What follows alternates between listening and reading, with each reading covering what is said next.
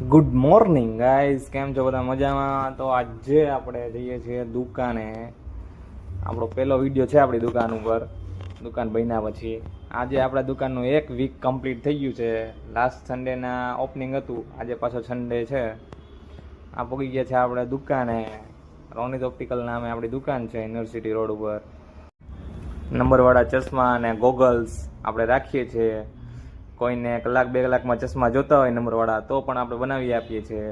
હવે આપણે આવ્યા છે તો ઝાડુ વાડું માર્યું અને પછી બેઠા અને ભૂખ લાગી ગઈ તો લાઇટ વાઇટ કરી બંધ અને નીકળી ગયા નાસ્તો કરવા.